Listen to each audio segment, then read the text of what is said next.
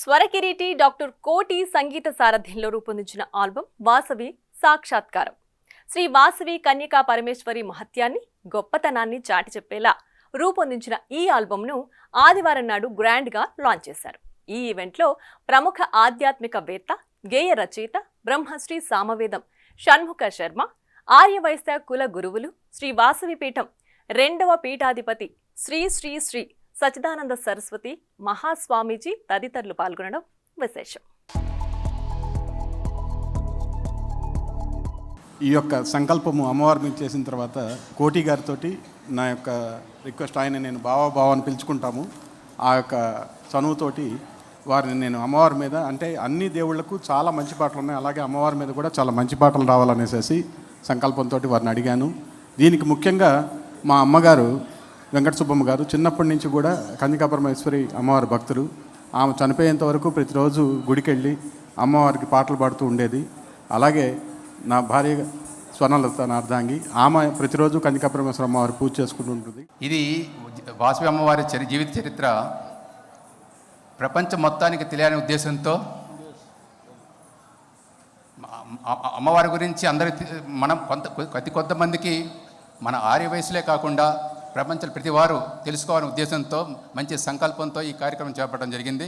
మాన్యశ్రీ కోటి గారి యొక్క సంగీత సారథ్యంలో అత్యద్భుతంగా వాసవి సాక్షాత్కారం అనే ఆడియో వీడియో సిడి ఆవిష్కరణ కార్యక్రమానికి మనందరినీ ఒకటిగా చేస్తూ, కలుపుతూ, అనేక నదులు అనేక పేర్లతో పిలువబడుతూ సాగరాన్నే చేరుకుంటాయి విశ్రమించడానికి. ఇక్కడ అనేక మంది వ్యక్తులు కాదు శక్తులు. ఒక వ్యక్తి సమాజంలో అనేక కోణాల్లో ప్రభావితం చేస్తూ ఉంటారు. సత్య సంకల్పము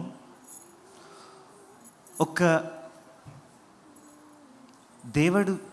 దేవతా విషయంలో ఒక సంకల్పం పెట్టుకుంటే అన్నీ కూడా ఎలా జరిగొస్తుంది అనేదానికి ఈ మ్యూజిక్ ఆల్బమ్ కారణము. ఏవిఎం రావు వాళ్ళు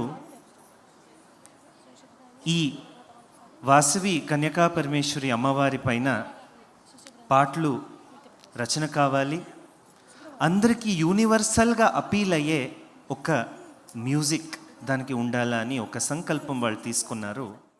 తర్వాత అందరి భగవంతుల సుప్రభాతాలతో వాకింగ్ పూర్తవుతుంది. ఇవాళ సుప్రభాతం గురించి స్ట్రైట్ టు పాయింట్ వస్తానండి. My big hug. నిజంగా అండి, ఇది మెప్పు కోసం కాదు,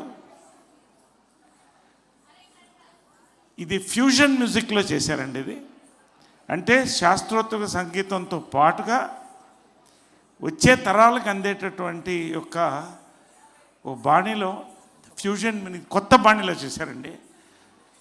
ఈ సుప్రభాతంలో ఒక హిప్నాటిక్ పవర్ ఉందండి. నేను మనస్ఫూర్తిగా ఇవాళ చెప్తాను. మనకి ఎన్నో పాటలు వస్తుంటాయి, పోతుంటాయి. అవి ప్రజల నాలుకల మీద ఉండాలి, హృదయంలో నిలబడాలి అంటే శ్రావ్యత చాలా ముఖ్యం. ఆ అదృష్టం కోటి గారు కల్పించారు.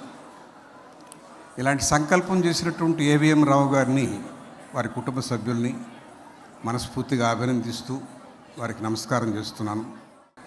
ఈ సాక్షాత్కారం అనే ఈ కార్యక్రమం తలపెట్టిన ఏవిఎం రావు గారికి, హనుమంతరావు గారికి నిజంగా చాలా ధన్యులు వాళ్ళు. ఆ తల్లి ఆశీర్వాదం మనందరికీ ఎప్పుడు ఉంటుంది.